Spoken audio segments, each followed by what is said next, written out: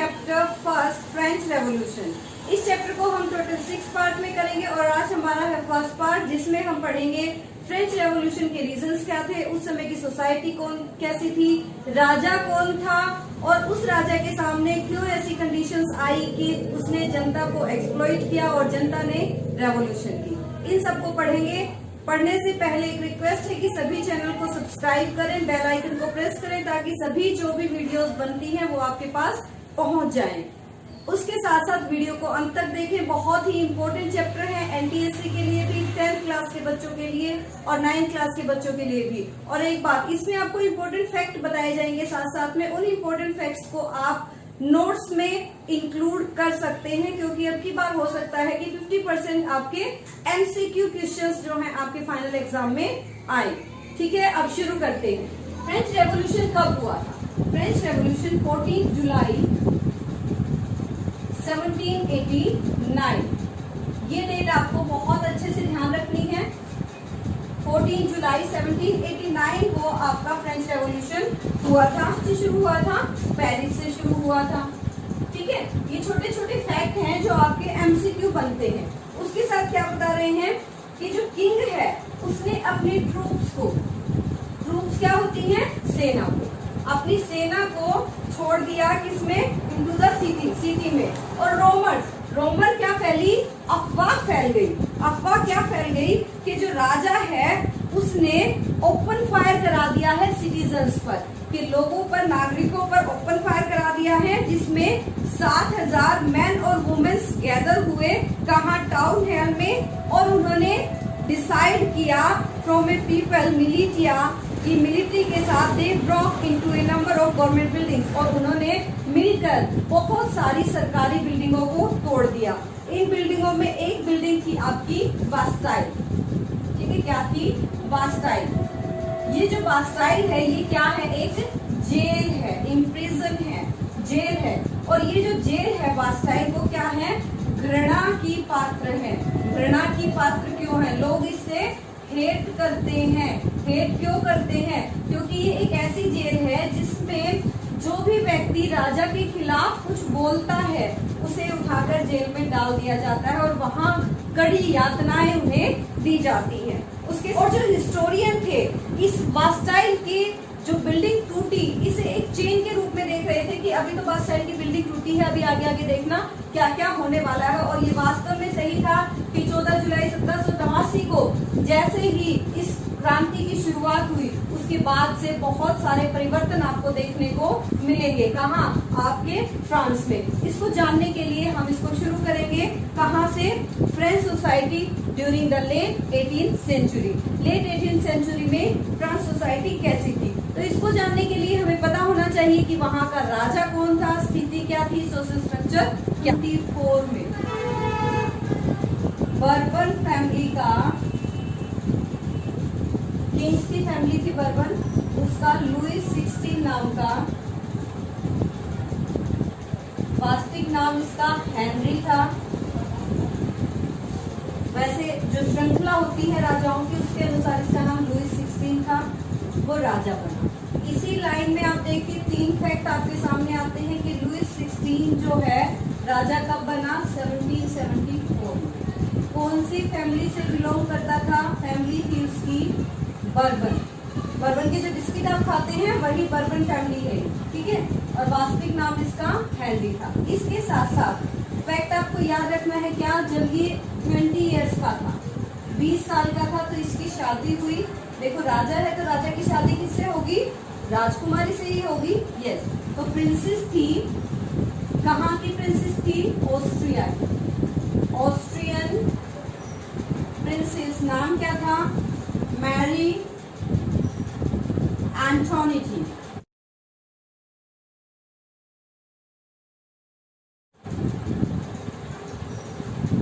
Mary एंटोनिटी ये नाम था इसका। मैरी एंटोनिटी से इनकी शादी हुई जब लुइस 16 20 साल के थे। इन्हें जो खजाना मिला वो खाली मिला। इसके साथ साथ और क्या मिला, और इन्हें मिला उधार। जब ये लुइस 16 थे तो उस समय 13 वॉर्स हुए थे, 13 13 वोट्स हैं आपके, ये किस लिए हुए थे? अमेरिका की कंट्रीज को कॉलोनी बना रखा था। किसने बना रखा था भाई?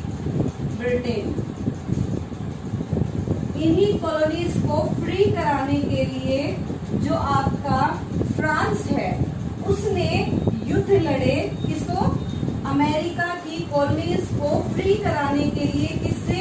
ब्रिटेन से फ्री कराने के लिए 13 युद्ध लड़े गए, जिसमें इसे वॉर हेड या वॉर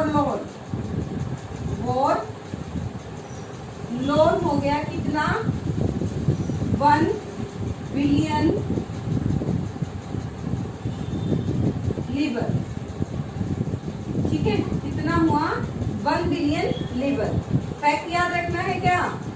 13 वॉर्स हुए थे, अमेरिका की कंट्रीज को फ्री कराया था। किससे? ब्रिटेन से। कितना वॉर लोन हुआ? 1 बिलियन लीबर। लीबर क्या है? लीबर जो है आपकी करेंसी है। कहाँ की करेंसी है? फ्रांस की। फ्रांस को पढ़ रहे हैं तो कहाँ की करेंसी है आपकी? फ्रांस की करेंसी है। इसके ऊपर इंटरेस्ट रेट कितना था? 10% इंटरेस्ट रेट था। कितना था? 10%। अब ये कितना हो गया था? 2 बिलियन लीबर हो गया। अब इस 2 बिलियन लीबर को पे करने का भार लुईस 16 पर था। इसके साथ ये शादी हुई है तो कोर्ट था इनका, कोर्ट या पैलेस ऑफ वर्सेल्स। उसकी डेकोरेशन का सारा खर्च, बहुत ज्यादा खर्च होता था। आपको इमेजेस में दिखाऊंगी इसमें कि बहुत बड़ा था ये पैलेस, और इसकी सजावट का खर्च, उसके साथ साथ आर्मी के रख रखाव का खर्च, ऑफिशियल वर्क का खर्च, यूनिवर्सिटीज का खर्च, ये सभी खर्च भी आपके राजा को लुईस 16 को उठाने थे। तो अब आप बताइए, लुईस 16 के पास जब ट्रेजरी कैसी है? ट्रेजरी आपकी एम्प्टी है, तो ये खर्च कहां से उठाएगा? किसी भी किंग या गवर्नमेंट की जो ट्रेजरी है उसमें पैसा कहां से आता है? टैक्स से आता है, जो आम जनता पे करती है। सिंपल सी बात है, जनता पे करेगी तभी तो ये सारे काम होंगे। और इस सब काम को पूरा करने के साथ साथ 2 बिलियन लीबर का कम से कम इंटरेस्ट तो अपने बजट में से ही किसको देना था? आपके लुईस 16 को पे करना था। तो अब क्या सोच रहा था लुईस 16? लुईस 16 सोच रहा था क्यों ना टैक्स इंक्रीज कर दिया जाए, है ना। अब टैक्स इंक्रीज करने की बात तो हमें समझ में आ रही है, लेकिन टैक्स इंक्रीज करने से पहले हम जानेंगे कि सोसाइटी का स्ट्रक्चर कैसा। ठीक है, देखते हैं French society during 18th century. ठीक है, अब एक डायग्राम देखते हैं। ये आपका बुक का डायग्राम है और ये मैं आपको बनाकर समझा रही हूँ। ठीक है, इस तरह से है आपका फर्स्ट स्टेट, सेकेंड स्टेट और थर्ड स्टेट।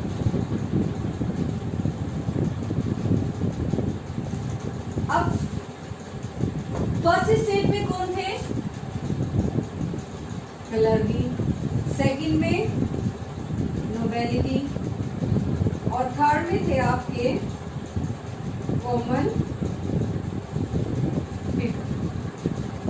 अब इस स्ट्रक्चर को समझने से पहले थोड़ा सा हम बात करते हैं कि वैदिक काल के दौरान हमारे समाज को 4 वर्णों में बांटा गया था। 4 वर्णों, आप सभी को पता है 4 वर्णों में कौन कौन थे आपके? ब्राह्मण, दूसरा था आपका क्षत्रिय, तीसरा था आपका वैश्य और चौथा था आपका शूद्र। और इनको ऑक्यूपेशन के अकॉर्डिंग बांटा गया। ठीक है, तो यहाँ भी कुछ ऐसा ही सिस्टम हमें देखने को मिलेगा कि जो क्लर्की है, आपको पता है ब्राह्मण क्या काम करते थे? पूजा पाठ का काम करते थे। ठीक है, भगवान से मिलाने का काम करते थे ना, वही। तो यहाँ क्लर्की जो है वो किससे कनेक्टेड है? चर्च से कनेक्टेड है। इन्हें फर्स्ट स्टेट में रखा गया है। नोबेलिटी जो है, जैसे क्षत्रिय थे इसलिए मंत्री होते थे, राजा होते थे और ऑफिशियल्स होते थे या आर्मी होती थी। ठीक है, वैसे ही यहाँ भी किंग, मिनिस्टर्स, ऑफिशियल्स थे जो नोबेलिटी में आते। ठीक है, यानी बहुत पैसे वाले जो लोग थे वो आपके फर्स्ट और सेकंड स्टेट में आते थे। थर्ड स्टेट में यहाँ आपको 4 जो वर्ण है वो दिखाई दे रहे हैं और 4 ही इनके पद थे। ठीक है, यहाँ इन दोनों को ही एक कैटेगरी में रख दिया गया है जिसमें बिग बिजनेसमैन, ठीक है, उसके बाद farmers, big farmers, small farmers, peasants, workers और डिफरेंट सर्विसेज प्रोवाइड करने वाले जो भी लोग थे वो इसमें आते हैं। ठीक है, अब क्या है, चलो किसी भी सोसाइटी की बनाओ कैसे भी हो सकती है, इसका फ्रेंच रेवोल्यूशन से क्या लेना देना है? तो फ्रेंच रेवोल्यूशन से लेना देना अगली बात से है। अगली बात क्या है कि ये जो 2 स्टेट हैं आपकी, फर्स्ट और सेकंड स्टेट, इन्हें प्रिविलेजेस क्या होती हैं? Birth right. और इन बर्थ राइट में से ही एक राइट क्या था कि इन्हें टैक्स से आजादी मिली हुई थी, इन्हें किसी प्रकार का टैक्स नहीं देना था। तो टैक्स कौन देगा? कौन देगा? कॉमन पीपल देगा। कौन देगा? कौन देगा ना? कॉमन पीपल देगा। तो जो सारा जो टैक्स देना है वो किसको देना है? आपके कॉमन पीपल को पे करना है। अब कॉमन पीपल टैक्स दे रहा है, किसके लिए दे रहा है? आपको पता है, जो आपके वॉर लोन है उसको भरना है। ठीक है, आर्मी रखनी है, ऑफिशियल्स को देना है, आपकी यूनिवर्सिटीज चलानी है, आपके जो पैलेस है उसकी डेकोरेशन करनी है, नई नई शादी हुई है तो राजा और रानी भी बहुत खर्चीले हैं, उनको भी अपने खर्चे पूरे करने हैं। तो सारा टैक्स कौन देगा? कॉमन पीपल देगा, थर्ड स्टेट देगा। यहाँ मेन प्रॉब्लम सामने आती है। जो रीजन बनेगा आपका उस समय का, करंट जो रीजन बनेगा वो क्या होगा? आपका कॉमन पीपल जो टैक्स पे कर रहे हैं वो बनेगा। ठीक है, इसके बाद टैक्स की बात आई है तो 2 मुख्य टैक्स यहाँ दिए जा रहे थे, वो है आपके टिथ और टेल। करेंसी है, क्या है? करेंसी है, आपको ध्यान रखना है। टर्म आ सकती है आपकी फ्रांस की आपकी करेंसी है लीवर, क्योंकि टैक्स तो पैसे में दिया जाता है इसलिए इस टर्म को यहाँ दोबारा बताया गया। तो टिथ क्या है? टिथ एक ऐसा टैक्स चर्च को, किसे पे करना है? चर्च को। This tax levied by church. और कितना टैक्स लेते हैं ये भाई साहब? ये जो चर्च है ये टैक्स लेता है 10% ऑफ प्रोडक्शन ऑफ क्रॉप्स। जितना क्रॉप हुआ है उसका 10% ये आपका चर्च ले जाता है। ठीक है, ये एक डायरेक्ट टैक्स है। कैसा है? डायरेक्ट टैक्स है। पूछा जा सकता है कि डायरेक्ट टैक्स इनमें से कौन सा है? तो टिथ जो है आपका डायरेक्ट टैक्स है। दूसरा है आपका इनडायरेक्ट टैक्स। इनडायरेक्ट टैक्स ये तो चर्च ने ले लिया। इनडायरेक्ट टैक्स जो है आपका वो आपकी स्टेट लेती है, यानी राजा लेता है। और ये क्या है? आपकी जो भी कंजम्पशन आप कर रहे हैं, जितनी भी प्रकार की चीजों का कंजम्पशन आप कर रहे हैं, चाहे आपका सॉल्ट है यानी बेसिक थिंग है, या आपकी मजे के लिए यूज कर रहे हैं टोबैको, चाहे आपका इंजॉयमेंट की चीज है, चाहे आपकी बेसिक नीड है, उन सभी के ऊपर आपको टैक्स पे करना है। कंजम्पशन वाली चीजों पर वो सारा क्या है, आपका तेल कहलाता है। तो तीस क्या है, डायरेक्ट टैक्स है। चर्च लगाता है 10 प्रोडक्शन, जो आपका 10% का प्रोडक्शन जो आपका क्रॉप से हुआ, ठीक है। इनडायरेक्ट टैक्स आपका तेल है जो स्टेट लेती है, स्टेट गवर्नमेंट या स्टेट या राजा लेता है, ठीक है, इसे इनडायरेक्ट टैक्स कहते हैं। ये आपकी कंजम्पशन की जितनी भी चीजें हैं, छोटी से छोटी बड़ी से बड़ी जो भी कंजम्पशन की चीज है आपकी, उन सब के ऊपर आपका टैक्स लग रहा है। ये है आपका तेल, ठीक। ये सोसाइटी की बनावट और ये टैक्स। अब देखिए, अब ऐसी सोसाइटी में जब लोग रह रहे हैं, जब ऐसे समाज में लोग रह रहे हैं, तो उन्हें जीवन के लिए संघर्ष करना पड़ता है। क्या करना पड़ता है? उन्हें जीवन के लिए संघर्ष करना पड़ता है। इस संघर्ष को बताने के लिए हम इसमें आपको एक इमेज दे रखी है, एनसीईआरटी ने, बहुत ही दर्दनाक इमेज है, जो आपको वास्तविक दृश्य जो है फ्रांस की सोसाइटी का, फ्रांस के समाज का उस समय का दृश्य आपको दिखाती है।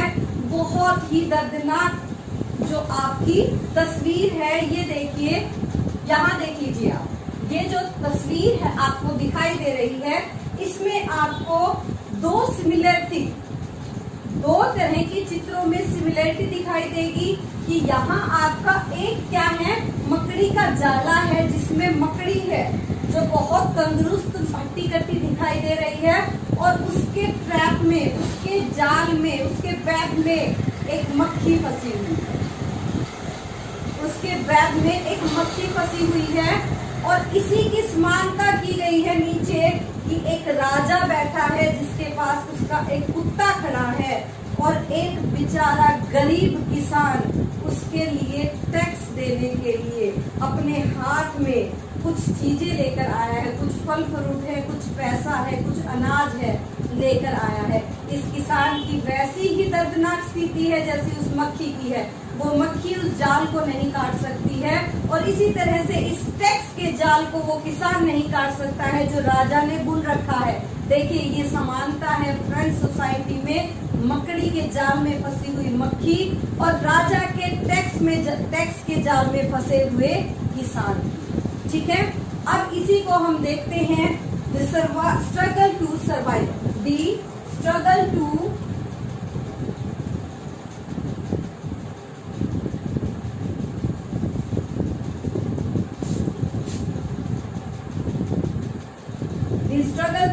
सर्वाइव।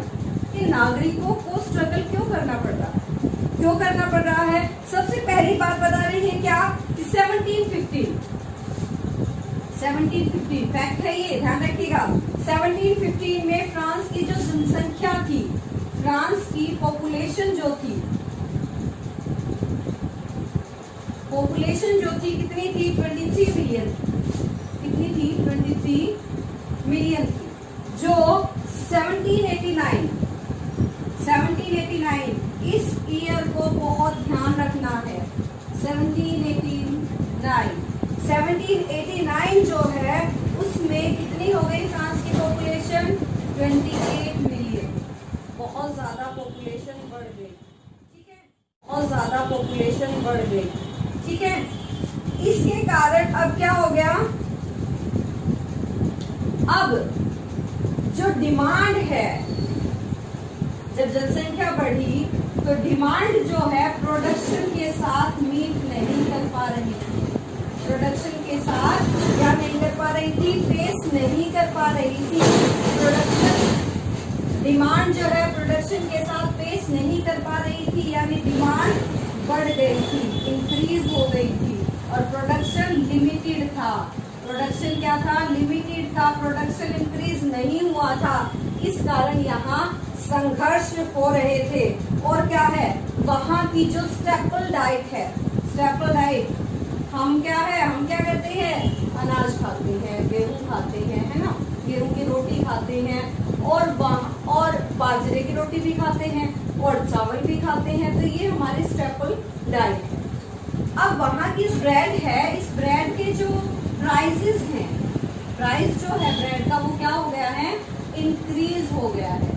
लेकिन जो बेचारे वर्कर्स हैं, जो कॉमन पीपल हैं, जिसमें जो वर्कर्स आते हैं, ये जो वर्कर्स हैं इनकी जो बेसिस हैं वो इंक्रीज नहीं हुई है, वो क्या है, सेम है।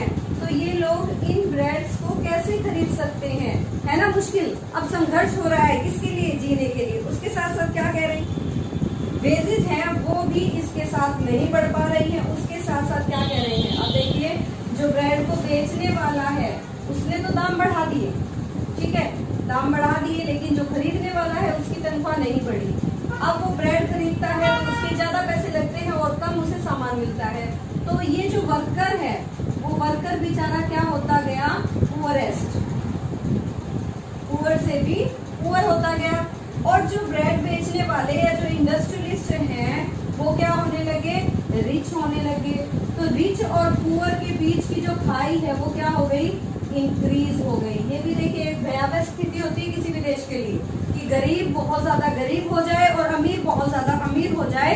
तो ये भी एक बहुत ही डरावनी स्थिति है जो क्या करती है, रेवोल्यूशन को अंजाम देती है। और क्या कह रहे हैं, अब प्रकृति इस चीजों का साथ बहुत अच्छे से देती है। देखो आपने देखा होगा कि जैसे ही कोरोना आया, ओले पड़े, तूफान आया, आंधी आई, ठीक है, टिड्डियां आई, भूकंप आया, उसके साथ साथ चीन ने युद्ध कर दिया। तो देखिए किस तरह से प्रकृति साथ दे रही है। वैसे ही फ्रेंच रेवोल्यूशन के टाइम भी प्रकृति बहुत अच्छे से साथ दे रही थी।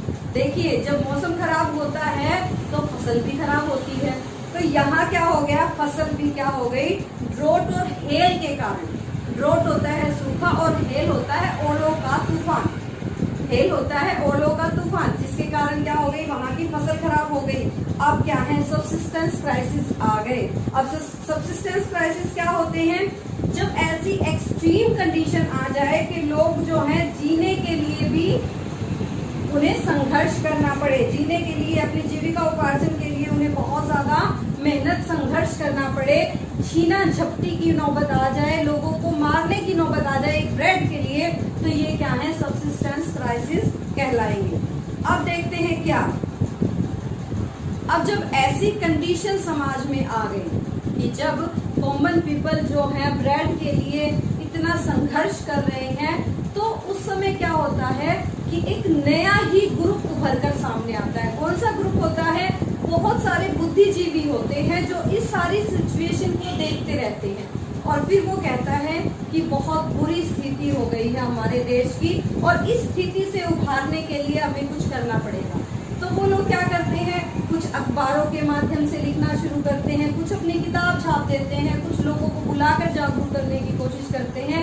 ऐसा ही एक मिडिल क्लास अब इस समय उभरना शुरू हुआ। जब जीविका के लिए स्ट्रगल हो रहा था कि फसल उतनी पैदा नहीं हो रही थी जितनी डिमांड थी, ब्रेड के लिए लोग संघर्ष कर रहे थे, एक दूसरे को मार रहे थे, उसी समय एक तीसरा नया न्यू मिडिल क्लास वर्ग जो है उभर कर सामने आया था।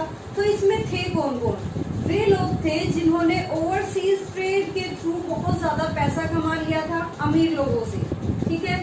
इसमें मर्चेंट्स थे, मैन्युफैक्चरर्स थे, लॉयर्स थे, प्रोफेशनल्स थे, उसके साथ साथ पढ़े लिखे सभी लोग, थर्ड जो स्टेट है आपकी उसके, और उसके साथ साथ सोसाइटी के वे लोग जो ये समझते थे, ये विश्वास करते थे कि कुछ लोगों को या समाज के किसी भी ग्रुप को, समाज के किसी भी समूह को ये जो प्रिविलेजेस हैं वो प्राप्त नहीं होने चाहिए, वे सब लोग आपके इस न्यू मिडिल क्लास में आते हैं।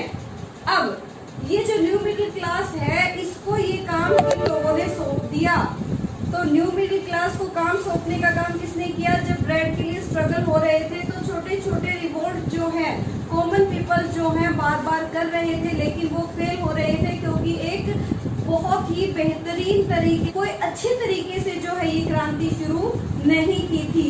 इसलिए उन्होंने अपने इस काम को इस न्यू मिडिल क्लास को सौंप दिया।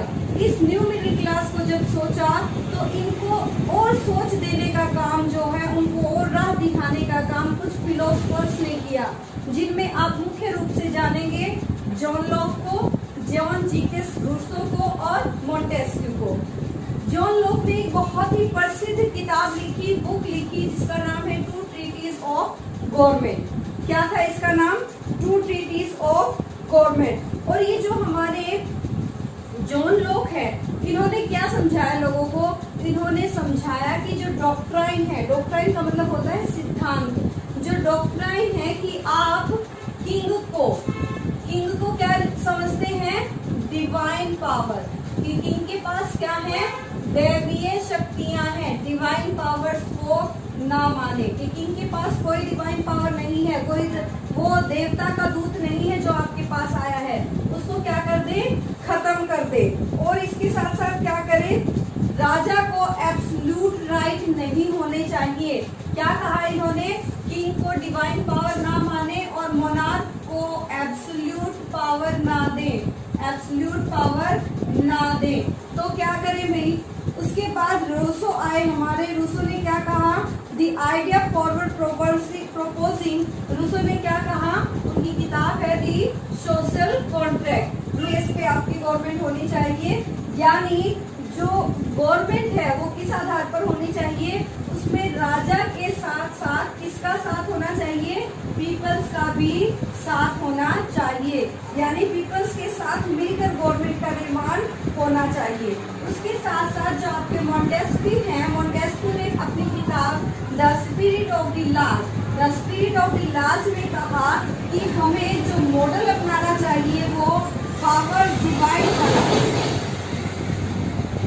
हमें जो अपना गवर्नमेंट का जो मॉडल लेना चाहिए वो पावर डिवाइड वाला लेना चाहिए, जो कि इसने अपनाया था अभी हाल ही में उस समय में, जो कि आपकी जो 3 अमेरिकन कॉलोनीज जो अभी इंडिपेंडेंट हुई थी, उन्होंने भी आपका पावर डिवाइड का जो है मॉडल अपनाया था। ये मॉडल क्या था कि पावर्स को जो है डिवाइड कर दिया जाए किस किस के बीच में? लेजिस्लेचर के बीच में, जुडिशरी के बीच में और एग्जीक्यूटिव के बीच में। इनके बीच में जो पावर्स को डिवाइड कर दिया जाए, ऐसा मॉडल आपका मोंटेस्क्यू ने दिया है, द स्पिरिट ऑफ लॉज में दिया है और बताया है कि 13 अमेरिकन कॉलोनीज में है, उसमें सक्सेसफुली ये मॉडल काम कर रहा है। इसके साथ साथ इन फिलोसफर ने क्या बताया? इन फिलोसफर्स ने बताया क्या कॉन्स्टिट्यूशन है वो गारंटी ले रहा है ऑफ इंडिविजुअल राइट्स, हर व्यक्ति के अधिकारों की। Was an important example for political thinkers in France, कि फ्रांस के जो थिंकर्स हैं उनके लिए बहुत ही महत्वपूर्ण उदाहरण रहा कि अमेरिका का जो कॉन्स्टिट्यूशन बना, उस कॉन्स्टिट्यूशन में, उस संविधान में प्रत्येक व्यक्ति के अधिकारों की बात लिखी गई। तो इन्होंने कहा कि हमारे यहाँ भी ऐसी ही पद्धति अपनाई जानी चाहिए। और क्या किया गया? उस समय ये जो फिलोसफर हैं, इनकी जो फिलोसफी है, इनके जो विचार है, अखबारों के माध्यम से, किताबों के माध्यम से लोगों के बीच में जा रहे थे। सैलून में अगर आप जाएं, आप कॉफी शॉप्स पे जाएं, तो वहां सिर्फ बातें इन्हीं की होती थी। और जो लोग पढ़ लिख नहीं सकते थे, उनके लिए दूसरे जो पढ़ लिख सकते थे वो लोग इन्हें जोर जोर से पढ़ते थे, ताकि उन लोगों तक भी ये विचार पहुंच जाए। इस तरह से सभी लोगों में जागरूकता आ रही थी और हर जगह प्रोटेस्ट होने शुरू हो गए थे। पास ये खबर पहुंच चुकी थी कि राजा जो है इन टैक्सों को और भी ज्यादा बढ़ाना चाहता है, यानी जो पहले ही इतने टैक्स लगा रखे थे उनको और बढ़ाना चाहता है। तो लोगों के अंदर गुस्सा भड़क गया, एंगर भड़क गया और उन्होंने प्रोटेस्ट करने की बात शुरू की। ओके फ्रेंड्स, तो इसी के साथ हमारा फर्स्ट पार्ट कंप्लीट होता है। वीडियो में जितने भी फैक्ट बताए गए हैं उनको नोट कर ले, और जब भी टेस्ट हो तो वीडियो को एक बार देख लीजिएगा। आपके वेरी शॉर्ट और लॉन्ग सभी क्वेश्चंस इससे क्लैरिफाई हो जाएंगे, ठीक है। और ये आपके एनटीएससी के लिए भी बहुत इंपॉर्टेंट है ये वीडियो। इसी तरह के वेरी शॉर्ट क्वेश्चंस इसमें से उठते हैं, ठीक है। बहुत इंपॉर्टेंट वीडियो है। वीडियो को लाइक करें, अपने फ्रेंड्स के साथ शेयर करें और चैनल को सब्सक्राइब कर दें। Thank you, have a nice day.